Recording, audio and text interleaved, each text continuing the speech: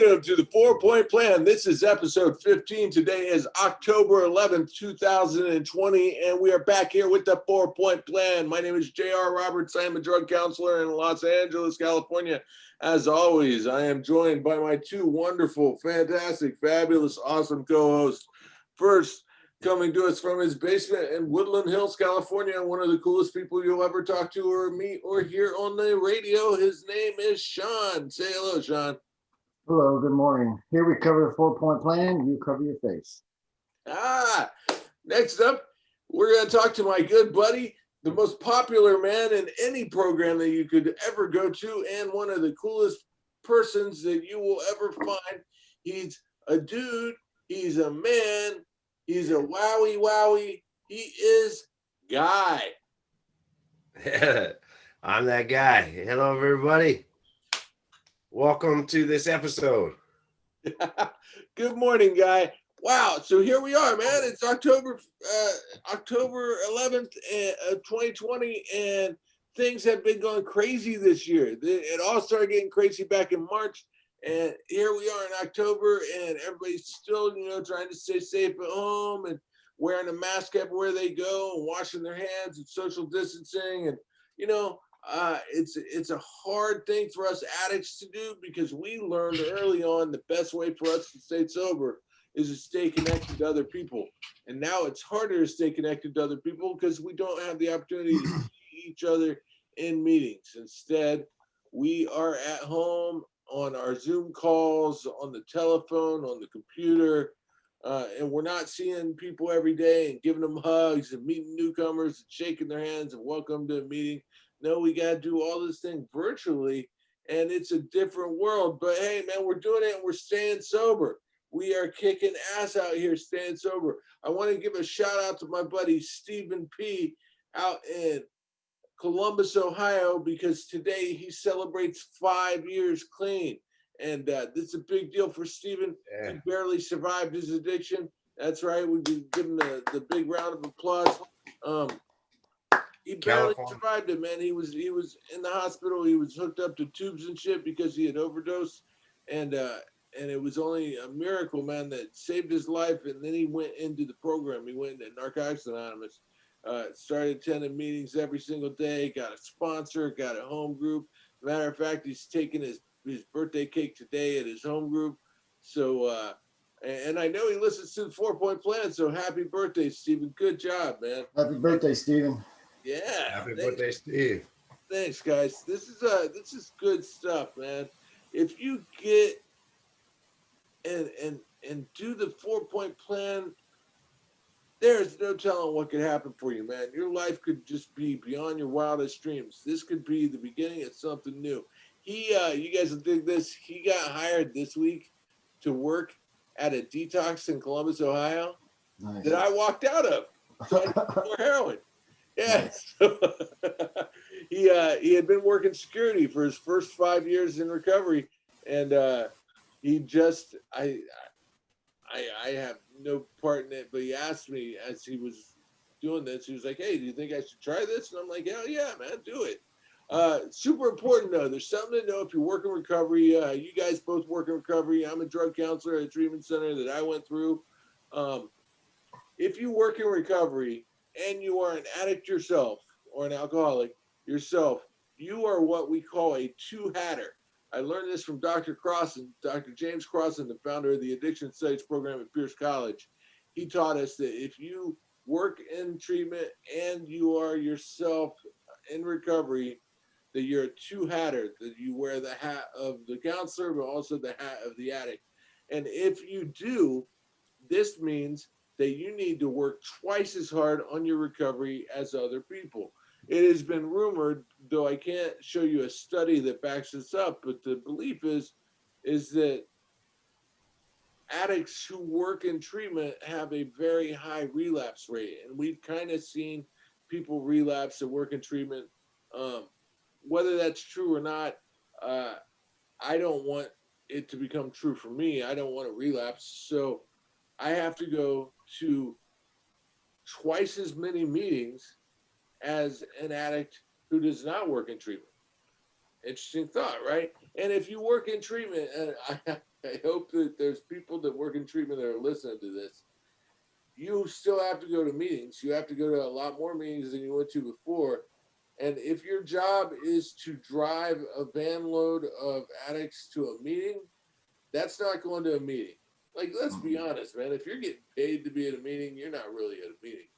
You're working. Your job is to work. Like, say I'm at a meeting, man, and a speaker is telling a good story, like something I can relate to, and I'm like, oh, this is good. I want to listen to this. And all of a sudden, fucking Jim Bob from fucking Arkansas jumps up and wants to go smoke crack in the bathroom. It's my job to run the bathroom and slap the crack pipe out of his mouth. Well, Missed the then message. I'm not really getting anything from the speaker then, because then I'm in the bathroom with Jim Bob and the crack. So it's not really going to a meeting if you're getting paid to take people to a meeting. Okay. So 2 hatters, man. You got to work twice as hard to stay sober as the average addict. Has anybody told you guys this? Hopefully I've told you guys this. Have you heard this guy? Yeah, I heard it even before you and I talked about. Well, you and I have talked about it, but that term two-hatter, I heard from a guy. As I work in treatment myself, this was maybe about almost a couple of years ago. I heard that term. A guy was speaking from the podium who's well known in Alcoholics Anonymous and pretty well known in working in treatment in our area here. And he brought that up, and I talked to him after the meeting, and he explained a little bit some of the things that you were talking about there. He said, that's all fine and dandy. He said, you know, this is where I recover myself, meaning in the meeting of Alcoholics Anonymous. And it made sense to me. I was told about this before I started working in treatment. I went through treatment and it helped me out. But I was also told that you better stay involved in Alcoholics Anonymous yourself. I heard that from people in treatment, my sponsor, from other people in the meetings as well, that working in treatment doesn't necessarily mean that I'm getting recovery myself. Where I get my recovery, where my life was getting better, a design for living that I was receiving was through the program. And this guy that shared that at the podium, it hit home to me because, you know, by that time I was working in treatment, and he was encouraging me to stay involved in Alcoholics Anonymous for You guys see myself. something funny. You need to see me and Guy and Sean looking around at all the people we work with, hundreds of people, and several of them are addicts. But looking at us, looking around where we work and saying, hey, we should get somebody to come on the podcast with us. Well, does that person go to meetings? Does that person go to meetings? Oh, I don't know if our coworkers are listening, but listen, we watch you guys, and we know that if this is a competition, we're winning because we're fucking meeting makers over here, bro. We go to meetings. You all might talk about going to fucking meetings. You might go to a meeting once a week, you know, but I sure the fuck didn't shoot heroin once a week. Guy wasn't drinking once a week, unless you want to call it a 7-day drunk. Then he was drinking once a week, every week. Right. Listen, man, you got to go to meetings every day, and you can't be getting paid for it, and you can't be claiming it and not really doing it. Because you know, some of Guy's friends, Sean, I'm embarrassing him here, but some of his friends like act like recovery all-stars when they walk around work, and I'm like, I ain't never seen that motherfucker in a meeting. The fuck. How you gonna be wearing a fucking AA t-shirt and you ain't ever been in an AA meeting? You been to one meeting and now you're a fucking all-star? What's going on? Went there to buy that shirt. What's up with your friends, Guy? Yeah, before I started working in treatment, my sponsor, obviously I talked to my sponsor about it, and, you know, he told me there was a fine line. I have to keep them definitely separate, you know, because a lot of people relapse, you know, that work in treatment. He said I would have to work twice as hard, and I'm sure I heard JR talk about label it the two had it before.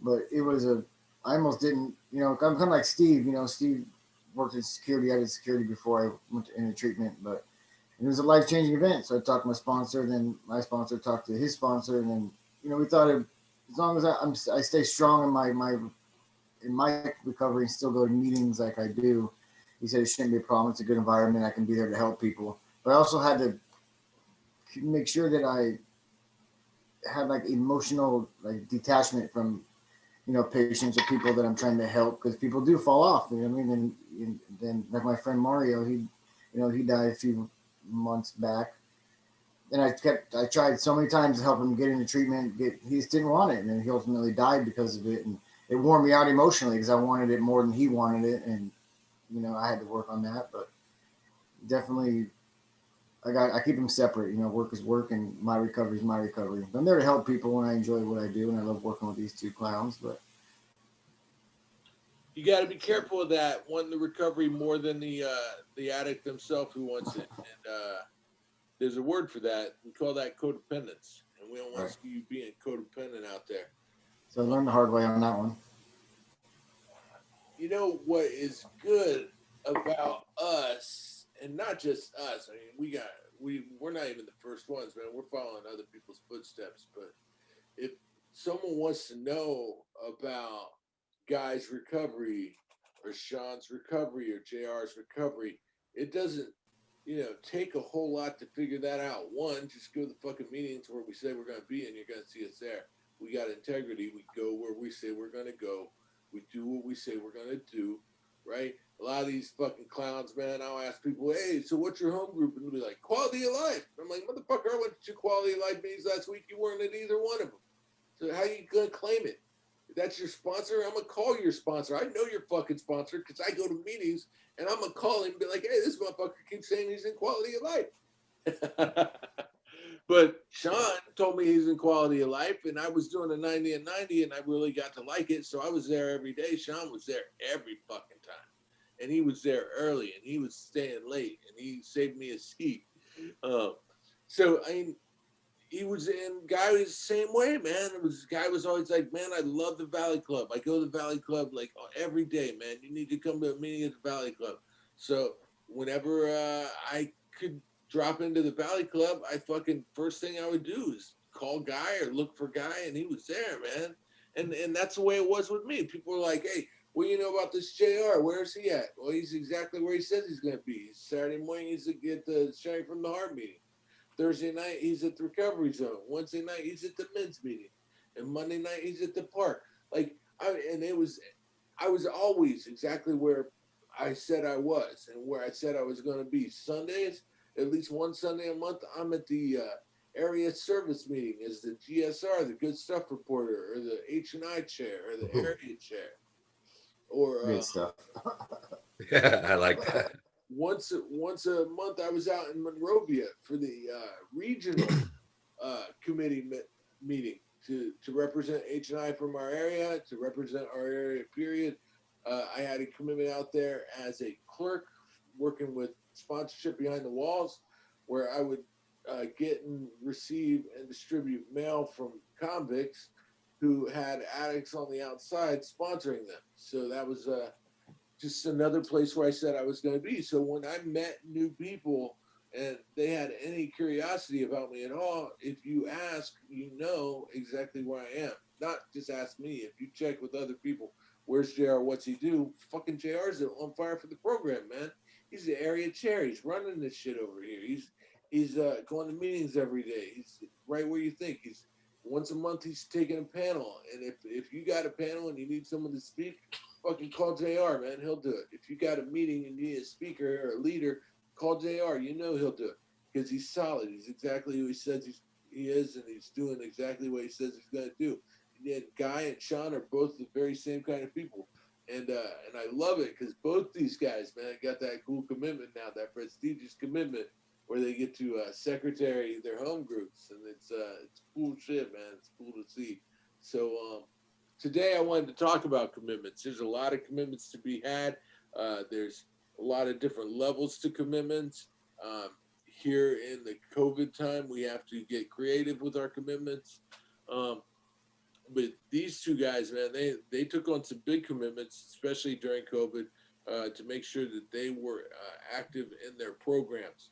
You have to stay active in your program. You can't fuck around and get complacent, because the people that fuck around and get complacent and just sit around all the time, now all they do is lay around in the morgue. Check the fucking morgue. That's where you're gonna find the complacent motherfuckers. Guy and Sean, they ain't complacent. JR ain't complacent. Nah, man, I go to fucking meetings, man, and I do what's required of me, and I fucking find ways to be of service. And these dudes over here are being of service. So what I want to do, man, is let's start with Guy, because Sean's gonna fucking keep us here all day. But let's start with Guy. I want to talk to Guy. Guy, you got how much clean time you got now, buddy? About 3 years and 10 months. 3 years. It's coming up on 4, but no fronts around here. You got 3 years clean.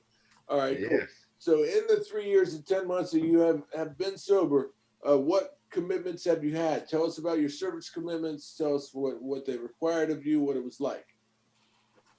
Well, I found out about this 4-point plan from my buddy here, JR, who suggested it to me, hesitant towards doing it. I like the other parts of I didn't like the 90 and 90. It took me a while to come around to that. I realized that I had a home group, and I realized that I didn't have a commitment though, even though I was cleaning up and doing some of those things. So I first started off by doing just cleanup after a meeting. I was considering that was my commitment. And then it got brought up that they needed a greeter at one of the meetings I was going to. Because when I was doing those 90 and 90 meetings, 90 meetings in 90 days, they started seeing me at some of these regular meetings. They said, hey, you're here all the time. Would you like to be a greeter at the meeting? And I like talking to people. I like meeting people. I like welcoming in a newcomer. So I said, yeah, sure. I would like that. And so I got a greeter commitment. I've had timer commitments where you time people while they're sharing. I've had chip commitment, and I've had a few secretary commitments as well. What does the secretary do? Okay, a secretary of a meeting pretty much oversees the meeting, to make sure that it runs smoothly according to the guidelines of that particular meeting. The secretary in the meetings that I've done it for, they select a leader for each meeting of the week, and pretty much can delegate, who's collecting the money during the meeting to support the meeting, who is kind of like I don't know how you would call it. The shot caller. Ah, A little bit, just making sure everything is running smoothly throughout the meeting. If anybody wants a commitment, they talk to the secretary. Secretary says, yeah, we need this for the meeting. We need that for the meeting. Come on. And go I'll for tell you it. what, secretary, sometimes the meeting can take on the identity of the secretary. Guys, there's a meeting the secretary's on Friday night called the Joy of Recovery. But people don't call that meeting the Joy of Recovery. You know what they call that meeting? They call it Guy's Meeting. Guys meeting. And it's bad because guy is also a word to describe a male person. So girls hear that Friday night is Guy's Meeting and they think, oh, that's a men's meeting. I can't go. But no, it's a co-ed meeting. Men and women are both allowed. But because Guy has a huge personality and he's the secretary of this meeting, it's kind of taken on Guy's name. And now it's Guy's Meeting. It's a great I've had to meeting. correct some people on that sometimes. It's not Guy's Meeting. It's a Joy of Recovery meeting. Yeah. Now, Sean's over at Quality of Life. Quality of Life is very unique with their 4 pages of rules and their strict militant style. But it's a beautiful group of people because they help each other. Like, they help each other do everything. They help each other move. They help each other. They'll go to your house the hour before you turn 1 year old, and they'll sit there and stare at you and make sure you don't drink anything.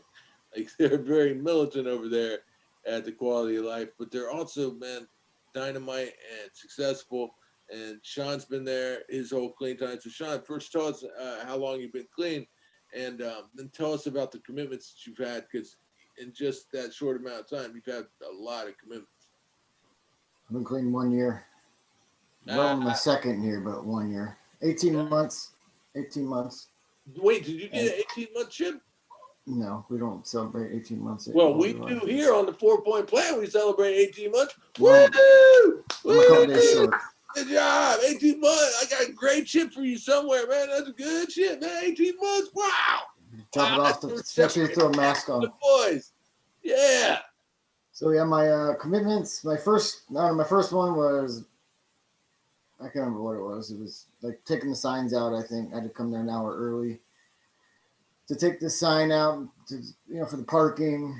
I've had the gavel banger, which is a good one because you get to call the meeting and make a lot of noise.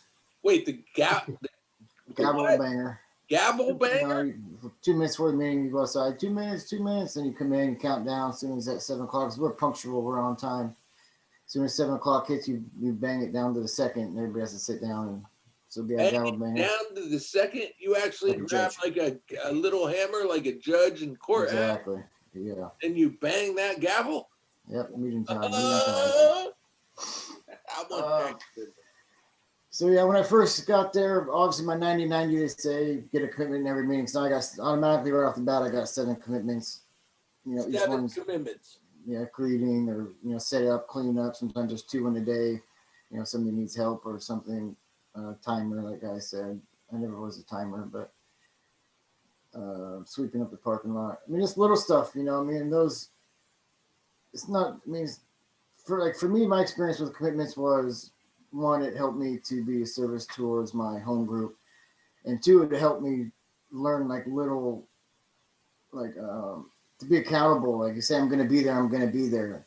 I didn't really understand it at the time, but now it's oh, this is why. If I say I'm going to be somewhere, I'm going to be there, and it totally intertwined my life with all these little principles that was suggested in my early recoveries. And now everything's I'm on time. I set timers for everything. I pay my bills on time. You stay sober, you get bills. Thank you, JR. You told me that a long time ago, and it's coming true. The more clean time you have, the more bills you get. So then, when I first got sober, I didn't have much responsibilities in my life. I was still trying to get Sean sober. I didn't have, dependents at the time. I had them, but I didn't have them in my custody all the time. So I had a lot of free time on my hands, and a lot of free times for Sean is very, very, very dangerous because I get bored and I get, complacent. And so there's a couple guys that in my meeting, they were doing H&I, and I wanted to get involved in H&I. So I started going to the H&I business meeting every month. What is the H&I thing you speak of? Oh, hospitals and institutions. This is the business meeting. I go once a month, and then I help set up panels around the SFV area, different hospitals and, jails. And I don't have clearance for jails yet, but I'm working on it. What's a panel? Panels where just like a group of 4 or 5, alcoholics or addicts that go into, we bring the meetings to people who can't go out to meetings, people that are locked up in jails, prisons, hospitals, psych wards, rehabs. Because when I was in treatment, they came to see me, and I didn't, at first I thought they worked there. I remember, Guy was actually on a panel when I first, he used to come every, I think Monday or Wednesday, one of the two, for his book study. And I used to watch Guy, and, well, not creepy but I used to look at Guy. He was always so bubbly and happy and walking down the hallway, and he used to come in and do his book study. And I used to try to picture myself being up there. I'm like, man, I don't think I could do it. I just don't think I can. I don't, because I had a lot of self-centered fear and I had a lot of, I cared what you thought of me. You know what I mean? It was. So I looked up to Guy a lot, and he didn't even know it, and I didn't really know who Guy was at this time. But so then the AA committee, or the AA convention was coming around, and my couple of people in my sobriety family, they are, Quality Life's really active in, in the committee, in the AA convention. So I got on the AA committee. So now I got 3 or 4 commitments for the whole weekend of the AA committee or the AA convention last year. I got a little sweatshirt with my name on it. You know, it was I spoke on a panel there at the convention. So yeah, the different levels of different commitments at different levels. They're I enjoy them. You know, I enjoy it. I enjoy the the fellowship, getting it together, and because we're all alike. You know, and we all have one thing in common. We all want to stay sober, and you know, we're there to show other people how to do it. And I'm still pretty new, obviously, in my recovery, but I have a very strong foundation. I'm very grateful for meeting people like these, you know, JR and Guy. They're God placed into my life, and This is neat and this is important, and this is a good illustration of the value of a commitment. Sean said he cleaned up the parking lot. I actually had that commitment quality of life for a minute too. you had to take it over when you quit. Nice, thank you. Cleaning up the parking lot is the kind of assignment that you would get at a job if they don't like you. Like I used to work at a movie theater, and they'd be like, "Take a broom and a dustpan and go sweep the parking lot." I'd be like, "Fucking, are you? What? It's dirty out there." People throw their trash on the ground. They throw their cigarettes on the ground. You want me to go out there and clean up a parking lot? Cockroaches. They're trying to make me fucking quit, man. I think they don't like me and they want me to quit. But you do it anyways when you're in AA or NA. You do it because you want to do the commitment. You want to fulfill that part of the 4-point plan. You want to satisfy what's required of you because, well, basically, you're willing to do anything that they ask, right? I shot so much heroin, they were going to fucking cut my arms off. Sean kept getting in trouble because he couldn't stop using drugs. Guy fucking nearly died, fucking falling asleep on the street. Like, we know what using and drinking will do to us, right? And we don't want to do that shit no more. So instead, we come to AA, NA with an open mind saying, whatever you ask me to do, man, I'll fucking do it. Even if it means going out there and sweeping up a fucking parking lot. Now, here's where the good shit gets in. And this is the part that I try to teach to the people that I work with, and they don't really catch on. And it's this. Getting commitments at a meeting and fulfilling those commitments teaches you the accountability that you need to go on and be more employable. Now, I only ever had shitty jobs. I never really had a solid career in my life before I got clean. I remember I'd get real jealous, man, because I would see fucking people come in and they had real good jobs and careers before they ever got sober, right?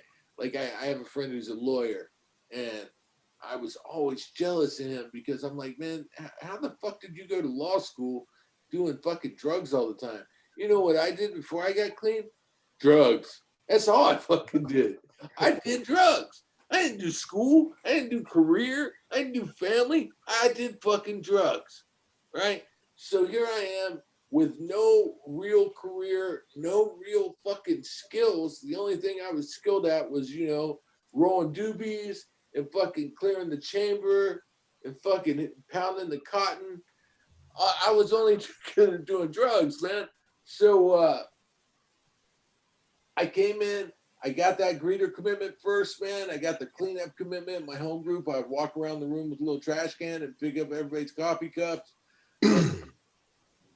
And I wouldn't miss, man. Like Saturday morning is my home group. I would get up, man, and I'd be like, man, I don't know if I want to go to the meeting.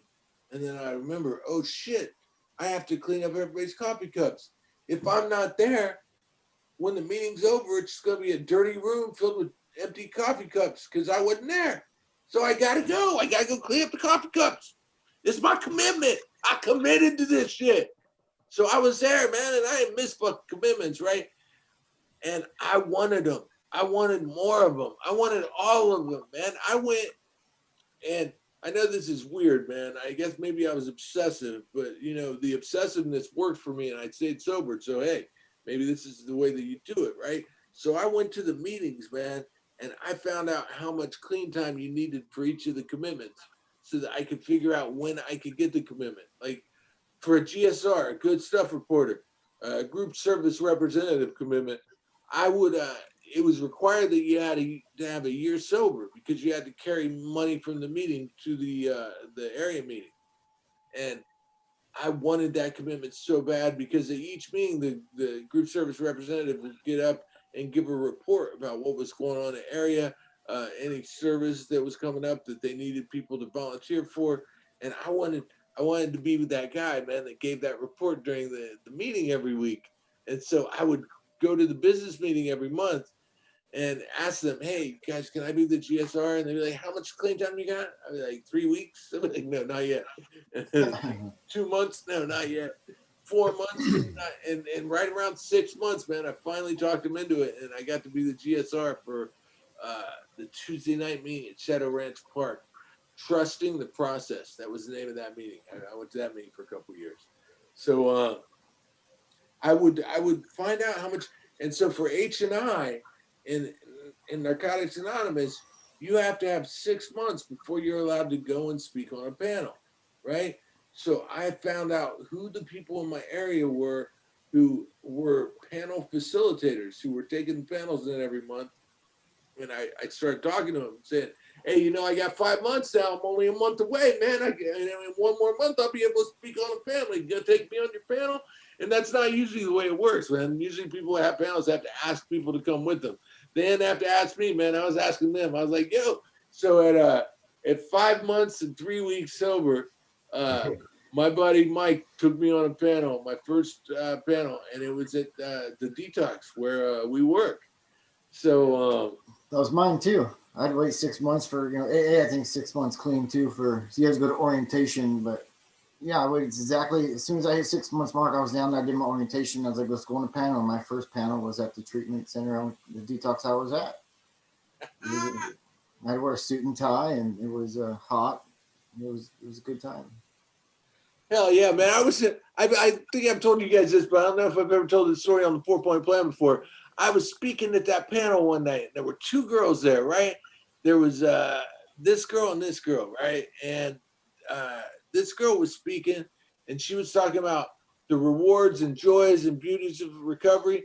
And she said, you know, I got married, and I went to Hawaii, and I swam with turtles.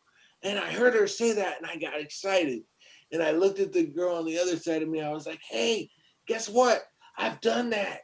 And she looked me right in the eye and she said, so have I. And I was like, oh my God, we've all swam with turtles in Hawaii.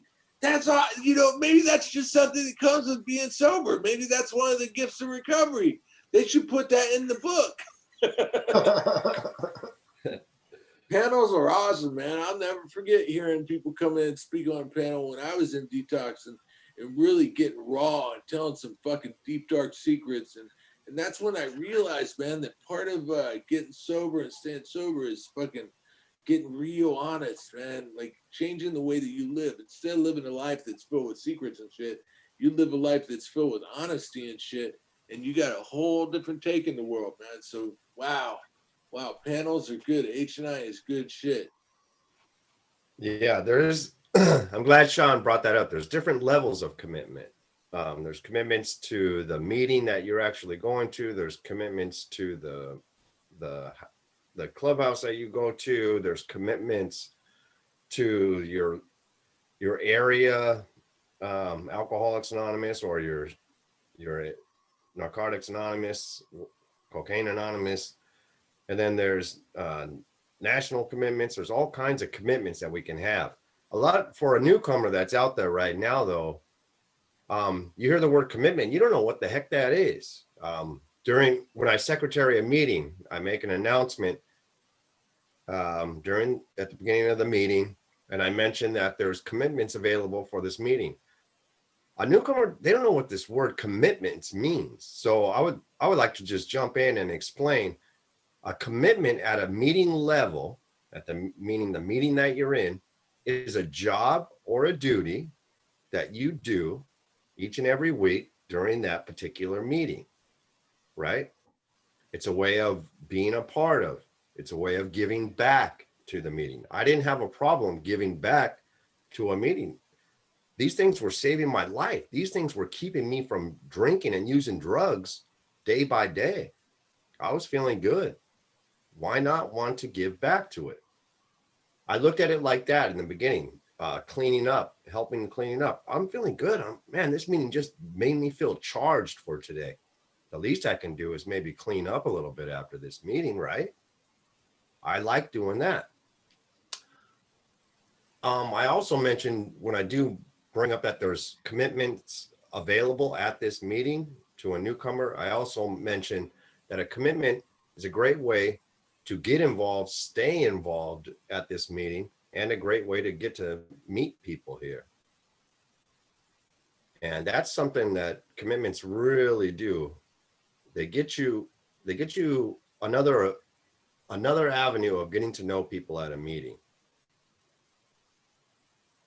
I agree, man. And like I said, it makes you accountable. It gets you connection with people. There are people that you'll develop long-term relationships with because you guys have done service together. You get to know people as they do service. As a matter of fact, I think it's in a reading that as you stick around and you do service, you know, this is what happens, man. You build a deeper connection with people.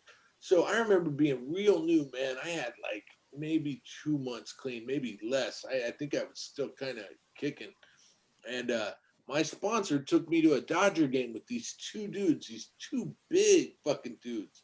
Now I'm a big fucking dude, so it's weird. But when I was first getting clean, I was sucked up and skinny and weighed down with this big leather jacket. And I went to a Dodger game with these guys, man. And there's one dude, he's super active in service, man. He's from Simi Valley. He still does a lot of service work.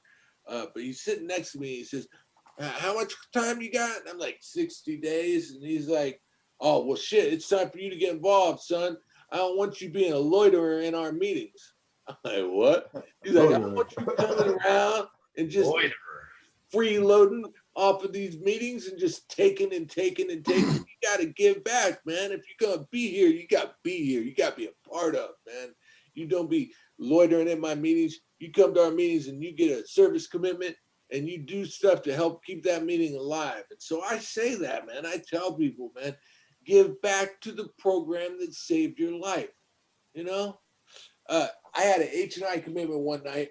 It was someone else's panel and they called me last minute. But this is really key. And I think it's one of the keys to my long-term ongoing sobriety. I was given tickets. My sponsor has tickets to everything. I was given tickets to the LA Lakers versus the Oklahoma City Thunder. And at the time, Oklahoma City Thunder had Russell Westbrook and Kevin Durant. So I knew that going to see these players would be like once in a lifetime opportunity to see guys that were this good.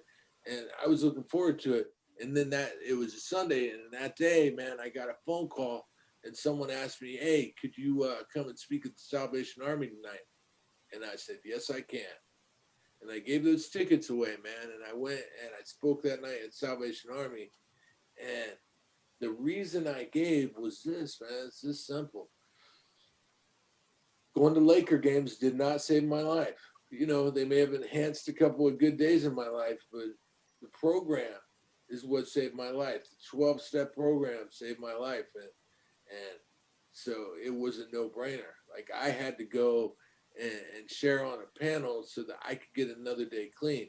Going to see a Laker game, going to see Kevin Durant and Russell Westbrook versus the Lakers was not going to keep me clean, man.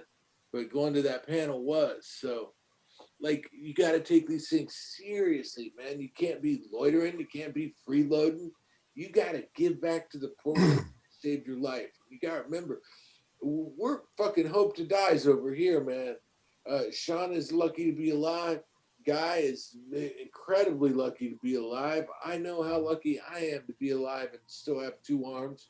Like, man, I would be dead without the program. And so if someone asked me to do something, and this, you're going to hear this a lot, man. If you are asked to do something, you never say no to an AA or NA request.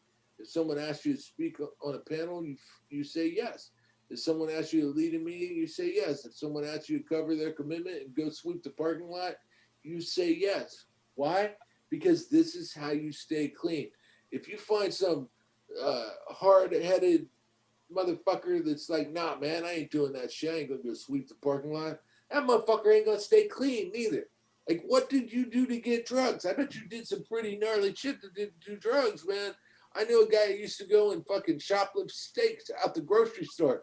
He would walk in the grocery store, go to the meat department, grab steaks and stick them down his pants and go walking out with pants full of steaks. And then to sell the steaks, this is what he did. He would knock on doors. He would walk door to door and reach in his pants and pull out a steak and be like, hey, you want to buy a steak? You want to buy a pant steak? And the pant I'll sell to you for cheap. Yeah, if you're not going to sweep a parking lot, I guarantee that you probably either slept in a parking lot before or you swept the parking lot looking for drugs that you might have dropped there the night before.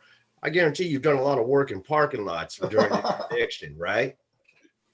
I will give you. Damn it, sweep the parking lot.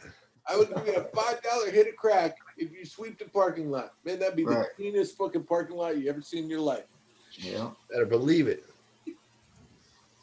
You got to have some willingness around here. We talk about the HOW of recovery. It's called honesty, open-mindedness, and willingness, man. You got to be willing. So when he said, yo, you want to go to the Salvation Army or you want to go see the Oklahoma City Thunder? I was like, man, I'm going to go to the Salvation Army because I'm willing, man, because I know what is important, right? Yeah, it's little things like that make a big difference. That's Yes. Yeah, people who don't show up to their commitments or are late to their commitments at Quality Life, we call those flaky cake eating motherfuckers. You flaky cake eating motherfucker! They only come here to eat the cake. That's why I'm glad that they are called commitments, you know. They are service duties, okay, for the meeting, and that we're giving back to the meeting. But it is a commitment because they say, will you take this service commitment? A commitment means you're committed to doing this each and every week during this meeting. So it's a way of just making sure you have accountability to keep giving back to these meetings. And it does so much magic. I can't explain the magic that it does to people, whether they realize it or not. They start showing up to these meetings each and every week, knowing that they have a purpose there. They have to be the one who puts out the coffee. They have to be the one who cleans up the cups after the meeting. They are expected to be there and held accountable for being there.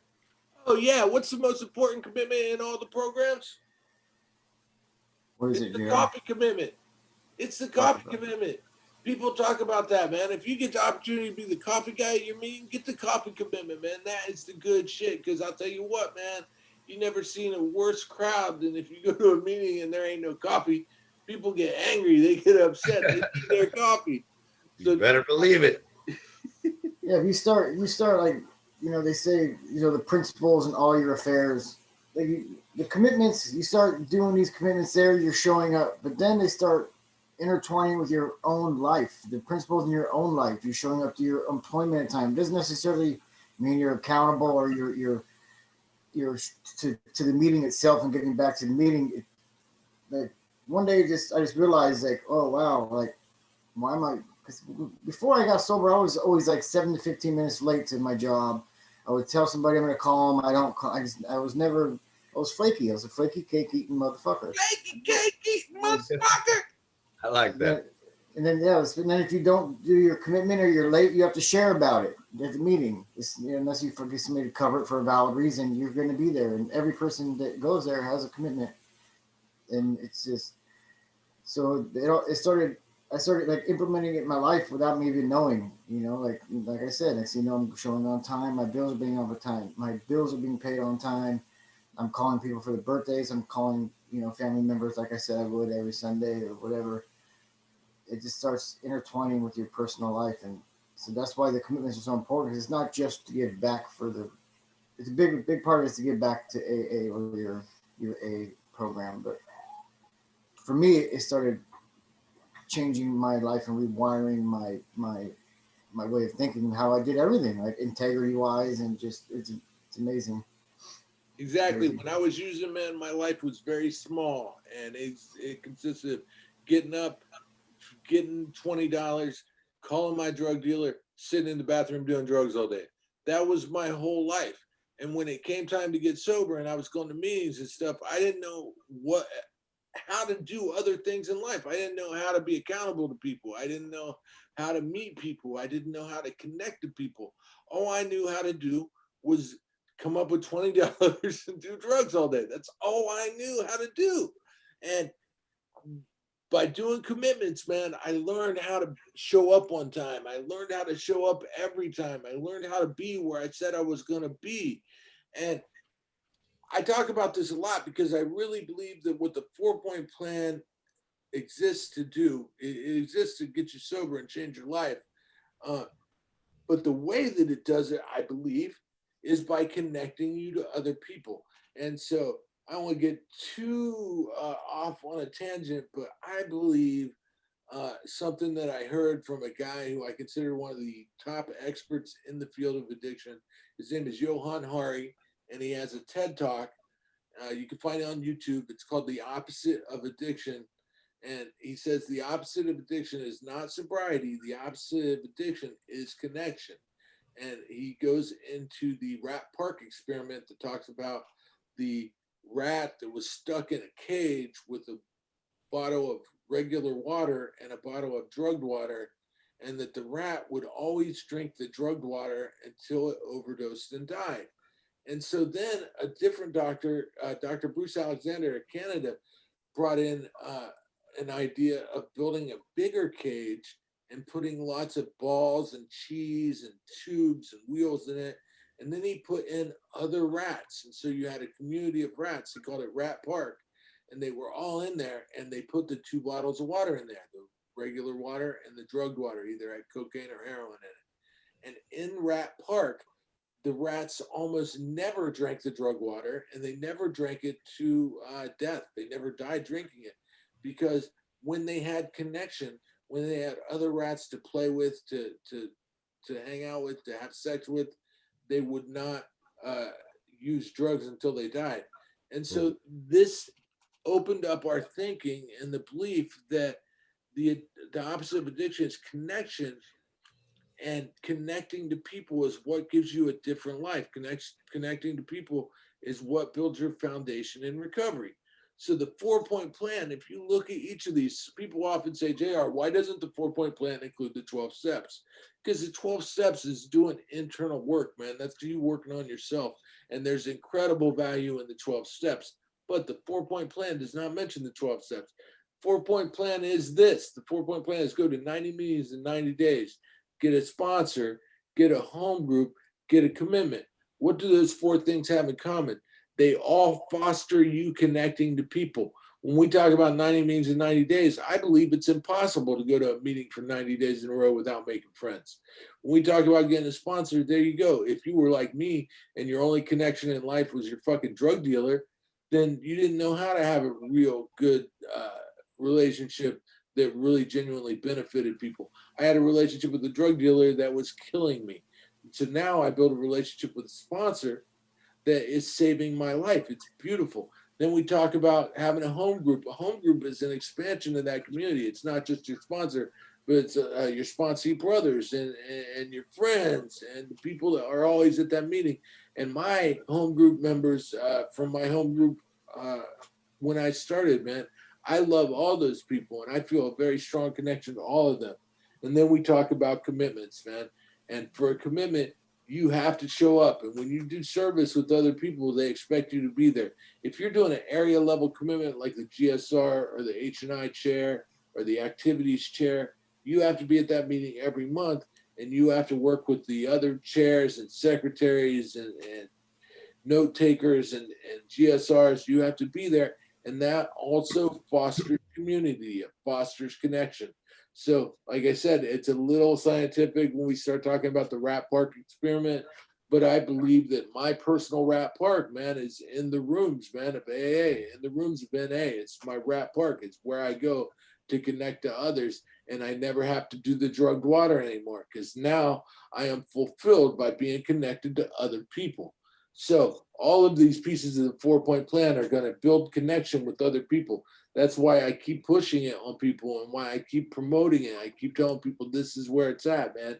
If you want a new life, if you want to design for better living, if you want a life beyond your wildest dreams, do the 4-point plan. Connect to other people and see what happens. Who knows? You may end up swimming in Hawaii with turtles, which, by the way, is better than heroin. Sure Yeah. is. Yeah, you will get to know people by doing commitments. That is very true.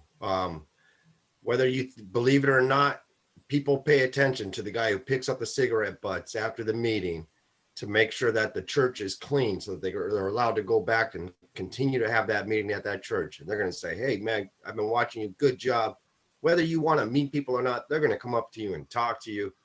It is an excellent way to build that connection JR was talking about, to continue to save your life. And here's another thing. If you're an egomaniac like many alcoholics and drug addicts are, this is good news. My friend Charles pointed this out to me early on. He said, you ain't got to tell people you got commitments, brother. They see you. They see you doing your commitments. So when Sean shows up at his secretary commitment, people see Sean being the secretary of the meeting. When we go to Guy's meeting or the Joy of Recovery meeting and Guy's up there being the secretary, we see Guy. They do a thing in the meeting. They say, let's go do secretary's announcements. And Guy pops up there and everybody cheers because everybody loves Guy. And there he does his secretary commitment, man. And this is good stuff, man. It builds us up. It makes us feel good for the right reasons. You know, we were always feeling good for the wrong reasons. We were always doing drugs to try to fulfill ourselves. We get fulfilled now, man, by doing stuff for other people. And I love it, man. It's a beautiful thing. Seeing you guys, both of you, secretary and the me, secretary, it's a beautiful fucking thing, man. I love watching you guys recover. It's good shit. I didn't know Sean had 18 months. I wish you would have told me. We would have thrown an 18-month party. Guy probably would have got you like fucking cake and a half. Who knows? He might got you a cake and a Twinkie. Yeah, cake and Twinkies. Twinkie. I want 3 Twinkies. You owe me 2 more. I said, I want 3 Twinkies. I want 3 Twinkies. Guys, you know Three what? Twinkies. No, you won't. You keep saying that. You eat enough of those Oh, wait. Twinkies, you're going to start looking like me, Sean. Be careful. Yeah. Yeah. All right, no Twinkies. This is a beautiful program. This is a beautiful 4-point plan that saves people's lives, man. And I can't say enough good things about it.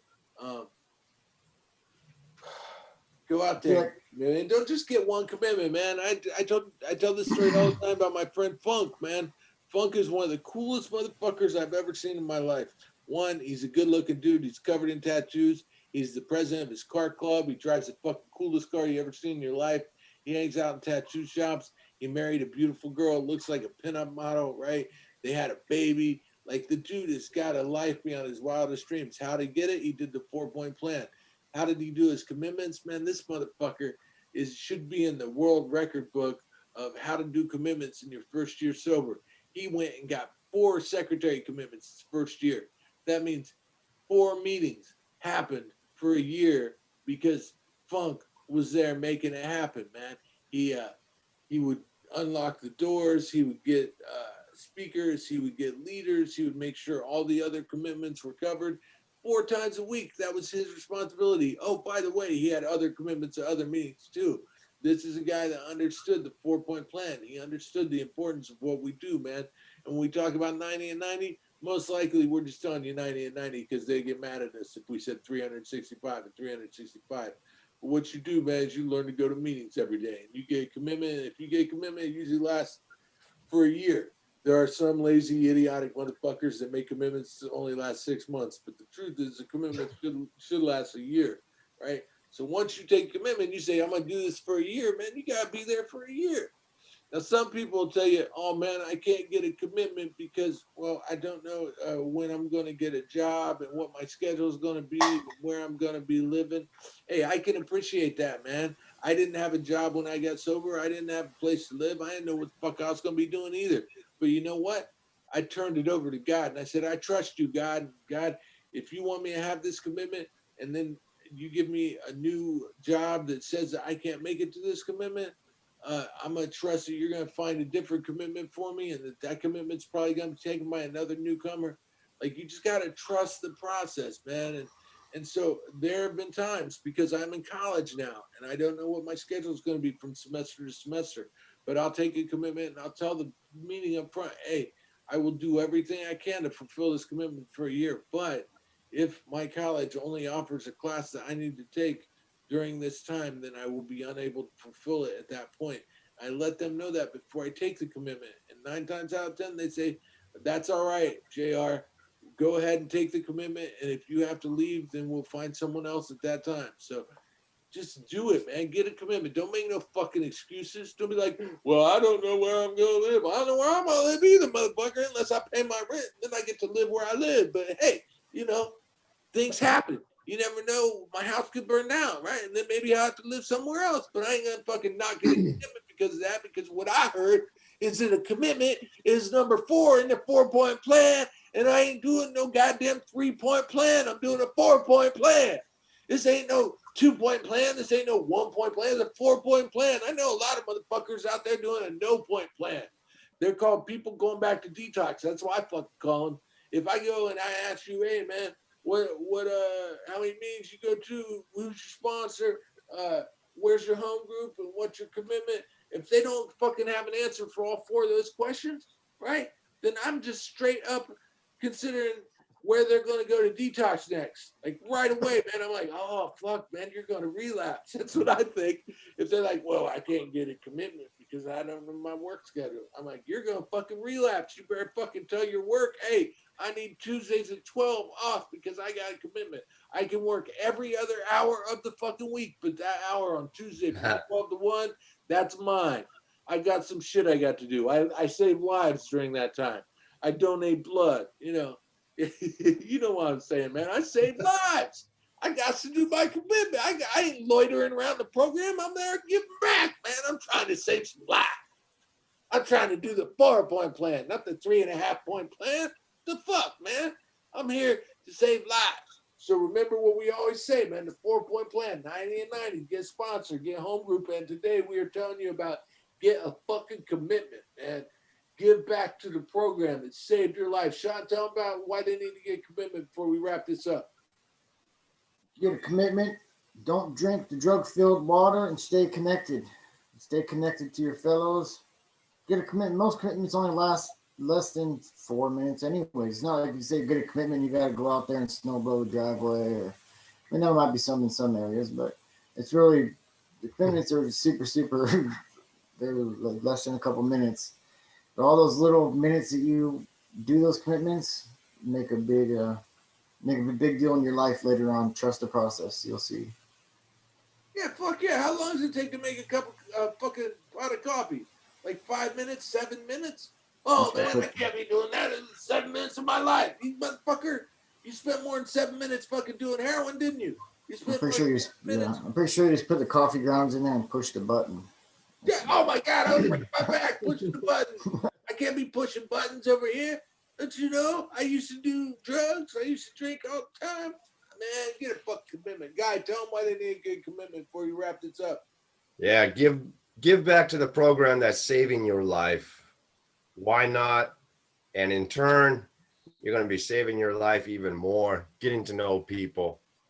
Commitments are a beautiful way to stay sober and clean. I'm telling you, man, commitments, it's where it's at. It's what's happening today. I want you guys to go out there and get a commitment. Don't get one, man. Get 2, get 3, get several commitments. Because what's that going to mean? It means you're going to have to show up to the meeting. You're going to have to see the people that are there for you. You're going to have to do some shit that's going to train your brain how to be more accountable and how to do better in life. And then you will do the 4-point plan, man, and you will get a life beyond your wildest dreams. Thank you, everybody, for tuning in to the 4-point plan podcast. Don't forget to look us up on Facebook. If you have to email us, type in the number 4, write 4-point plan. If you want to see our website, go to 4pointplan.com, but spell it out. Spell out the word 4, 4pointplan.com. We're there. The podcast is here every week. I want to thank Sean and Guy. I love you guys for being here every week. And thank all of you for listening. and we are out of here. Thank you, guys. Bye, bye, bye.